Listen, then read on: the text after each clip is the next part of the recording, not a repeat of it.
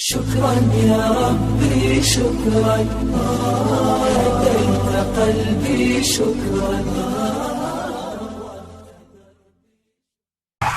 Allah bagi kita kekuatan hari ini, yang membagi itu Allah.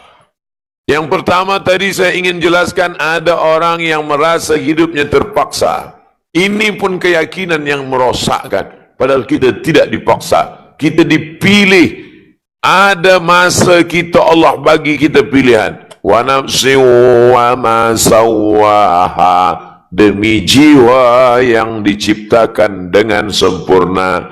Setelah Allah ciptakan jiwa Abdul Somad sempurna, ditemukannya dengan jasad, lepas itu dia bagi jalan. Fa'alhamaha fujuraha wa taqwaha. Allah bagi jalan baik, Allah bagi jalan yang tak baik. Kerana keterbatasan waktu, saya sebutkan 3 keyakinan saja yang merosakkan. Yang pertama, keyakinan bahawa dia hidup terpaksa, Jabariyah. Yang kedua, keyakinan bahawa dia sangka Allah tak atur rezeki dia, rezeki anak dia pun dia juga nak atur. Maka keyakinan ini merosakkan Rabb. Manakala kita sebut Alhamdulillahi Rabb, makna Rabb 3. Allah mencipta aku, Allah menjaga aku, Allah membagi aku rezeki. Maka jangan khawatirkan tentang rezeki. Yang kita khawatirkan adalah anak cucu kita dalam keadaan tak menyembah Allah. Makanya Nabi Yaqub berpesan kepada anaknya sebelum mati, ma ta'buduna mim ba'di, selepas aku mati nanti kamu menyembah apa? Sekarang kami menyembah Allah, datuk engkau dulu menyembah Allah, ayah ibumu menyembah Allah, nanti engkau dan cucu-cucumu menyembah apa? Ini yang perlu kita khawatirkan di masa akan datang. Sedangkan yang terakhir, yang ketiga, keyakinan yang merosakkan hari ini adalah bahwa semua benar. Semua ini benar, semua ini betul. Kita tak perlu persalahkan orang. Dia pun betul, dia betul, dia betul. Itu keyakinan dia. Maka dia tak berdakwah, diam saja menengok kebatilan. Kerana semua betul. Batallah ayat. Wa may yabtaghi ghairal Islam, siapa yang mencari agama selain daripada Islam, falan yuqbala minhu, maka dia di akhirat tidak diterima. Wa huwa fil akhirati minal khasirin, di akhirat termasuk orang yang rugi. Kenapa dia rugi? Kerana semua amal dia semasa di dunia ini habaan mansura. Tapi Allah dah janji bahawa amal kita ni nanti kita ketengok dengan biji mata kita. Faman ya'mal mithqala dzarratin khairan yara. Sebesar biji sawi pun amal engkau, kau akan pandang, kau akan tengok dengan mata engkau. Betul. Wa qadimna ila ma'amilu min amalin, segala amal mereka akan kami tunjukkan di hadapan mata mereka. Tapi selepas dia tengok, tak boleh menolong. Faja'alna, kami jadikan amal itu haba'am mansura, seperti debu yang dihembus angin. Ambil debu, letak tapak tangan, hembus kuat-kuat. Begitulah amal orang yang tidak berkeyakinan akidah Islam. Oleh sebab itu, jangan sampai kita tinggalkan anak cucu menantu jiran tetangga generasi yang akan datang yang tidak berkeyakinan la ilaha illallah. Habis waktu. Saya dimaklumkan tadi Ustaz 45 minit. Tadi pukul 6, pukul 7 kurang 15, sekarang pukul 7.30. Pas, cukup 45 minit. Lepas tu saya jawab soalan. Nampaknya lebih lama daripada tazkirah. 1. Saya mohon penjelasan mengenai adab membaca Quran ketika haid. Bolehkah seorang ustazah dalam haid memegang dan membaca Al-Quran dengan alasan mengajar? Sedangkan kalau kita tak ada wuduk pun, kita tak boleh memegang Quran dan menyentuh huruf-huruf Al-Quran. Alasan ustazah ni, kalau dia bergilir datang haid dengan anak murid perempuannya, sampai bila pun tak ada akan pandai, tak ada khatam. Setahu saya, kita boleh betulkan sikit-sikit huruf pada anak murid semasa mengajar. Bukan terus baca. Tapi ustazah ni sepanjang dia, ni nampaknya nak melaga saya dengan ustazah lah ni. Nak tanya ke? Baik, saya jelaskan. Tuan-tuan yang keluar ni, bukan dia tak hormat pada guru. Mereka ada kerja, sebab hari ni hari kerja. Ni supaya saya jelaskan, supaya kita tak suuzon. Oh, yang sebagian pula tamu kita daripada Pekanbaru Riau, sebab nak pergi. Ada 2 bas, banyak. Sepakat 4 mazhab. Hanafi paling tua, meninggal tahun 150 Hijrah. Maliki nomor 2, meninggal tahun 179. Syafi'i nombor 3, meninggal tahun 204. Maliki nomor Hambali nomor 4, meninggal di Baghdad tahun 241. Itulah yang disebut dengan mazhab 4. Sepakat 4 mazhab, perempuan yang haid tak boleh baca Quran. Sepakat. Tapi ada pengecualian. 2. Dalam mazhab Maliki, perempuan boleh mengulang hafazan bila dia hafaz Quran 30 juzuk. Orang yang hafaz Quran 30 juzuk, dia mesti ulang hafazan dia satu hari 2 juzuk. Sebab bila tak ulang, dia lupa. 14 hari masa uzur itu, dia ulang 2 juzuk sehari, boleh menurut mazhab Maliki, an zahri qalbin, tapi mulut tak bergerak, diam saja, ulang hafazan. Nanti tuan-tuan bila nampak puan diam aja, itu sedang ulang hafazan lah. Bila dia hafaz Quran. 2. Menurut mazhab Hambali, boleh perempuan masa uzur baca Quran bila dia nak mengajar, tapi bacanya putus-putus. Murid-murid ikut cikgu ya. Innallaha yuhibbu tawabin wa yuhibbu. Boleh baca putus-putus, tapi dia baca terus, maka tak boleh. Sebab ni kalam Allah mulia, sedangkan masa itu dia dalam masa uzur. Itulah yang boleh saya sampaikan menurut para ulama. Kita ikut ulama. Al-ulama warathatul anbiya. Jadi cikgu yang mengajar di sekolah, sila bacakan, tapi putus-putus. Ya ayyuha allazina kutiba alaikum siam. Apa putus-putus ni pak cik? Apa putus-putus ni cikgu? Jangan tanya-tanya, banyak tanya masuk neraka.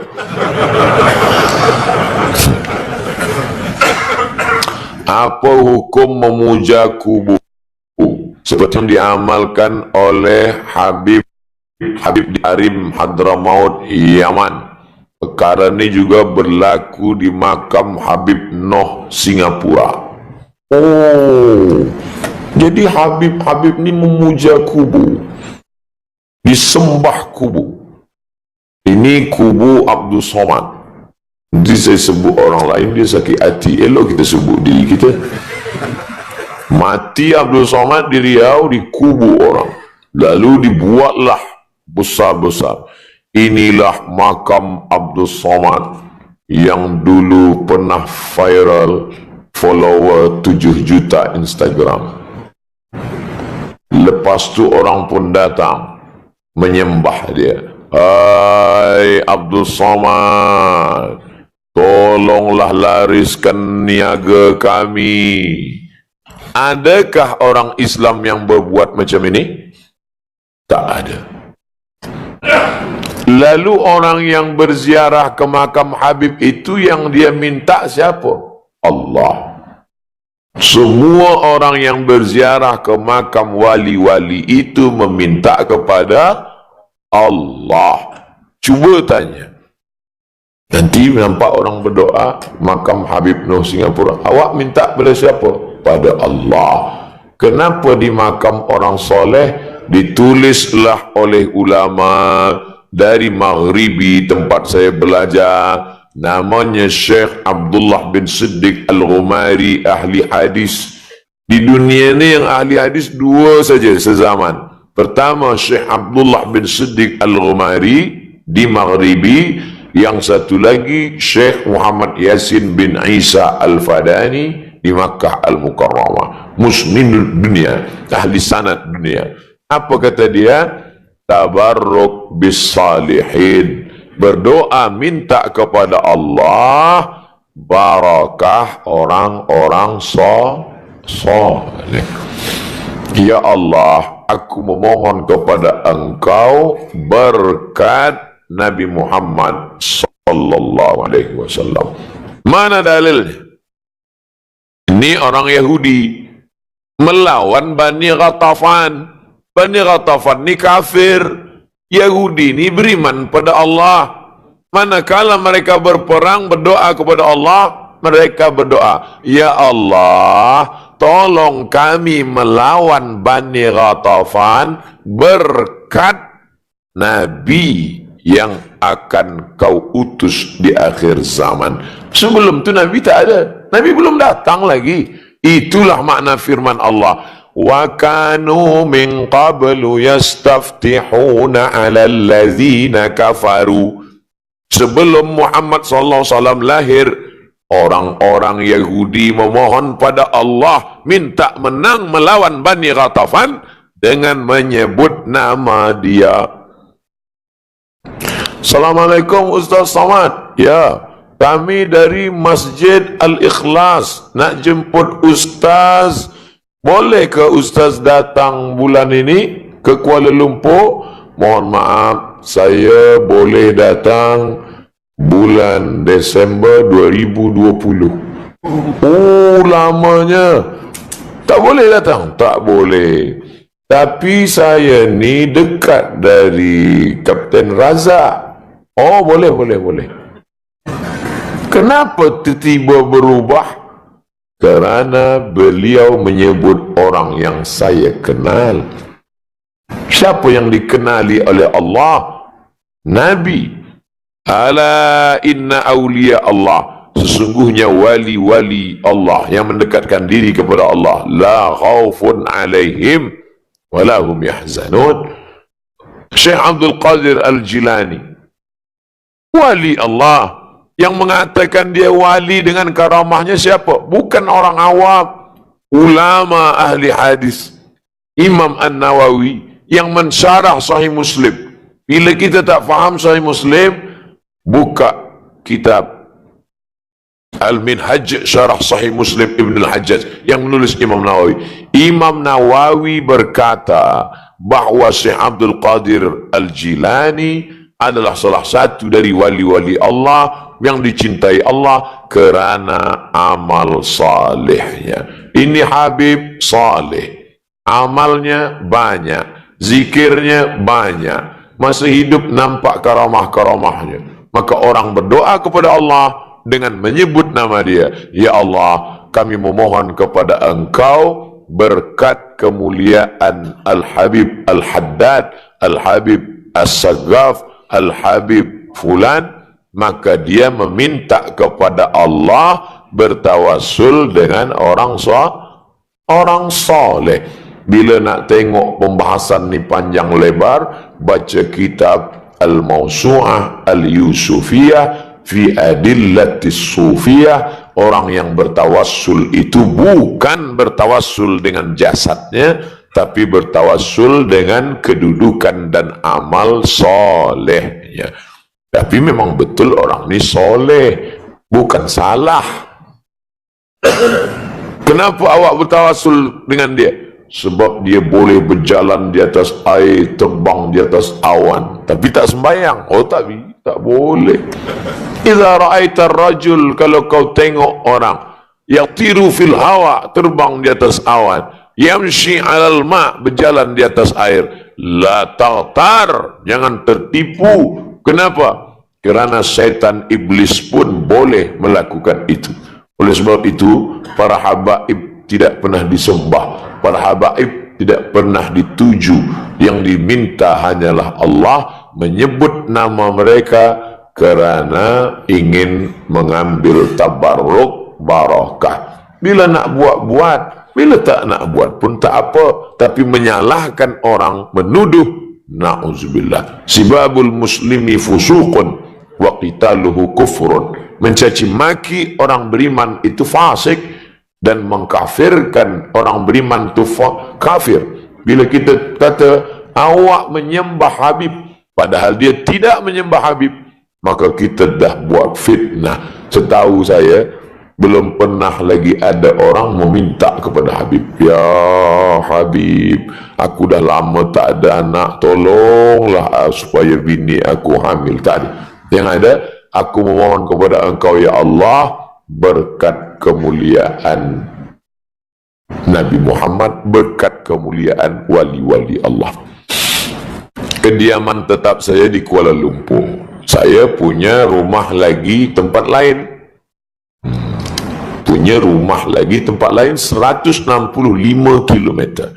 Biasanya kami balik sana tiap-tiap ujung minggu, Sabtu Ahad. Ketika saya balik ke rumah satu lagi, maksudnya rumah saja, bukan isi orang rumah, rumah saja. Bolehkah saya mengerjakan solat secara jamak qasar? Boleh. Tapi ini dua-dua ni rumah saya. Yang menjadi ilat sebab hukum qasar bukan rumah awak, tapi safar. Jadi jangan salah masalah ni. Ada orang setengah dalam masalah ni, kita tak boleh jamak lah Ustaz. Sebab apa? Sebab kita naik pesawat terbang. Boleh jamak kalau naik unta. Yang menjadi ilat hukum sebab hukum qasar itu bukan naik apa, bukan rumah siapa, tapi ada safar. Selama ada safar, berapa kilometer? Buka Al-Fiqhul Islami wa Adillatuh, 90 kilometer. Bila ada yang cakap 485, mungkin dia baca kitab lain. Kitab Al-Fiqhul Islami wa Adillatuh, Syekh Wahbah Zuhaili, 85, 90 kilometer. Ini dah lebih 165, walaupun naik buruk. Tapi tentu tak sempat buruk. Di Indonesia ada Buruk Airlines. Jadi jelas, bukan perkara rumah siapa, bukan perkara naik apa, bukan perkara jalan highway, jalan biasa, tapi yang ditengok selama ada safar. Bila ada safar, maka ada jamak qasar. 7. Semasa musafir, saya telah berhenti untuk solat zuhur dan asar jamak qasar. Maknanya jamak takdim lah dia. Dia jamak zuhur asar. Dia tarik asar ke zuhur, jamak qasar. 2 zuhur, 2 asar. Lepas tu saya teruskan perjalanan balik. Dan telah tiba di rumah sebelum masuk waktu asar. Adakah saya masih perlu melaksanakan asar lagi? Tidak. Kerana asar dah dibuat. Tapi waktu masih ada. Asar dah dibuat. Tak masalah. Yang masalah itu adalah awak jamak tanpa qasar. Sebab belum berjalan tak boleh qasar. Qasar hanya boleh dibuat selepas melalui sur al-balad. Surah Al-Balad adalah batas negeri. Kerana dia khawatir di airport belum keluar daripada Surah Al-Balad, bila airport tu dalam kota, bila di Kuala Lumpur airport dah keluar, bila di beberapa negeri airport dalam kota, di airport tu dia sembahyang jamak saja tanpa qasar. Dia jamak zuhur 4 rakaat, asar 4 rakaat. Lepas itu datang telefon dari rumah, maaf anak sakit tak jadi pergi. Lepas tu dia tak sembahyang asar. Awak tak sembahyang asar? Tadi di airport dah jamak, tak jadi safar, maka asar ulang balik. Adapun yang sudah safar, walaupun masih ada waktu, maka asar dia tidak diulang sebab dah dia buat dalam safar. Berbeza antara ada safar atau tak ada safar. Yang menjadi ilatnya adalah adanya safar. Bila safar batal, batal pula jamak qasar.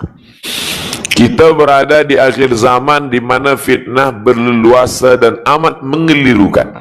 Untuk selamat iman dan Islam kita, boleh atau tidak saya berpegang pada Quran dan hadis yang ada dalam talian? Boleh tak saya berpegang pada Quran dan hadis-hadis yang ada talian dalam Quran sahaja? Jangan baca Quran, baca hadis, ambil kesimpulan sendiri.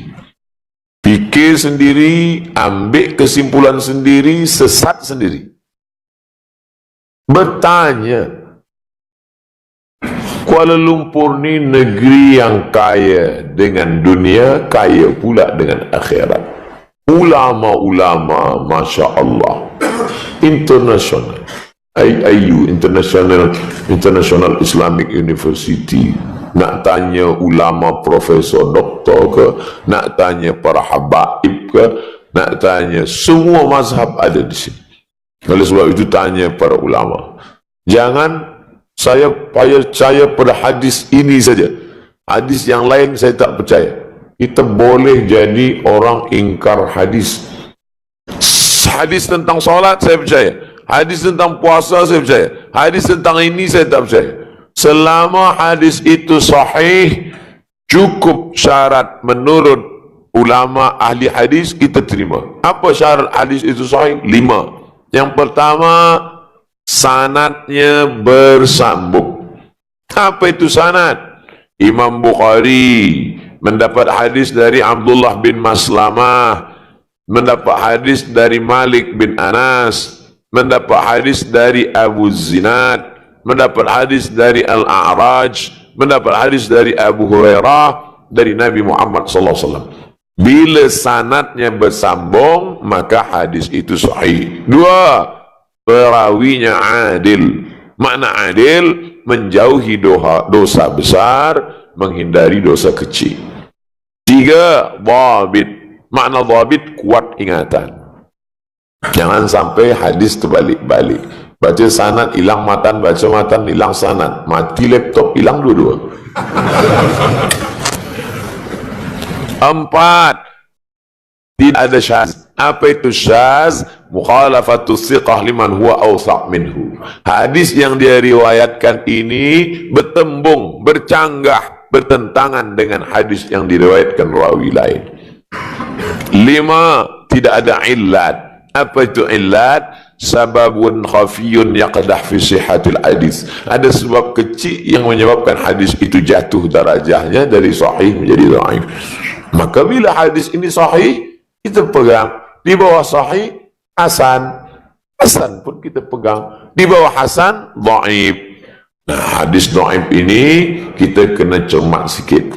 Sebab hadis dhaif untuk fadail a'mal boleh. Hadis dhaif untuk menetapkan hukum halal haram tak boleh.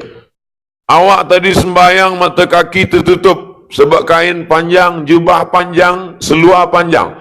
Maka bila sepanjang, Nabi pernah suruh, sahabat, aku tengok tadi mata kaki kau tertutup kena seluar, kena kain, kena jubah, kena seluar, maka ulang balik sembahyang.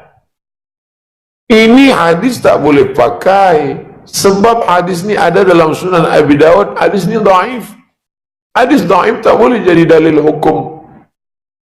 Hadis dhaif untuk masalah akidah tak boleh, tapi hadis dhaif untuk fadail a'mal boleh. Oleh sebab itu maka ajma'al ulama, kata Imam Nawawi, sepakat ulama ala jawazil amal bil hadis dhaif, untuk beramal dengan hadis dhaif. Yang tak boleh sama sekali hadis maudhu', hadis palsu tak boleh. Al-Bazinjan shifaun min kulli da', terung obat dari segala macam penyakit. Itu hadis palsu. Siapa yang membuat? Tukang jual terung. Dia nak laku, dia buat hadis. Bacalah kitab-kitab Mausu'ah ensiklopedia hadis palsu. Dalam Al-Quran ada disebutkan peristiwa besar munculnya Ya'juj wa Ma'juj, binatang bernama Dabbatul Ard, sebelum hari kiamat.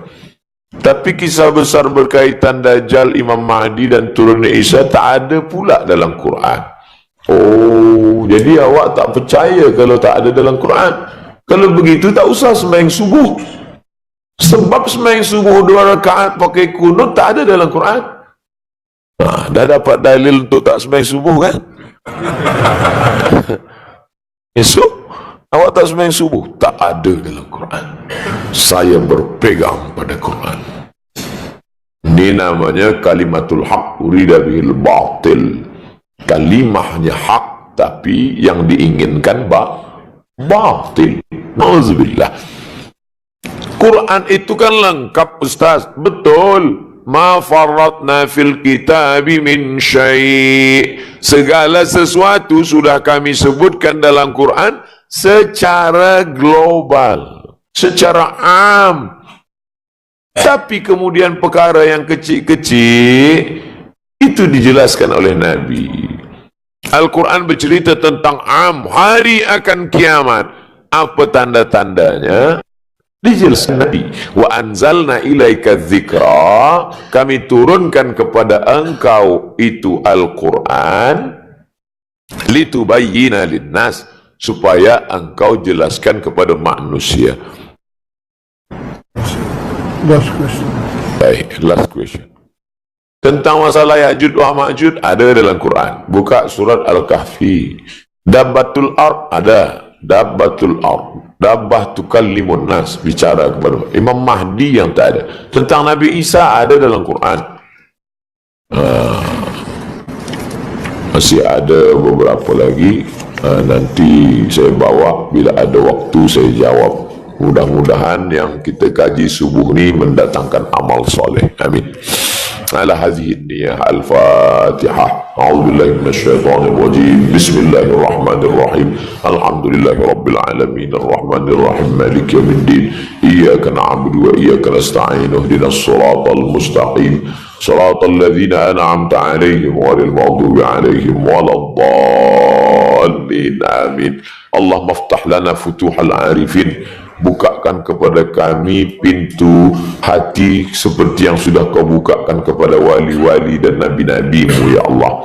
Warzuqna fahmal mursalin. Berikan kami pemahaman agama Islam yang benar menurut Ahlus Sunnah wal Jamaah. Allahumma alif baina qulubina kama baina qulubi anbiya'ik. Satukan, tautkan hati kami untuk menolong agamamu sebagaimana engkau satukan hati para nabi-nabimu, ya Allah. Allahumma ja'al jam'ana hadha jam'an marhuma. Jadikan pertemuan kami subuh ini pertemuan yang mendatangkan rahmat. Wa tafarruqana min ba'dihi tafarruqan ma'suma. Perpisahan kami selepas ini perpisahan yang dijauhkan dari segala perbuatan maksiat. Allahumma wafiqna lima tuhibbuhu wa tardah. Condongkan hati kami supaya sentiasa beramal dengan amal yang kau cintai dan engkau ridai, ya Allah. Allahumma ja'al hadzal balada baladan aminan mutma'innan ya'tihi rizquhu min kulli makan. Jadikan negeri ini negeri yang aman, damai, tentram, terbuka pintu rezeki dari segala penjuru. Allahumma rzuqna imaman adila. Berikan kami pemimpin-pemimpin yang adil. La tusallit alaina bidzunubina man la yakhafuka wa la yarhamuna. Jangan kau berikan kuasa kepada orang yang tak takut pada engkau dan tak sayang pada kami.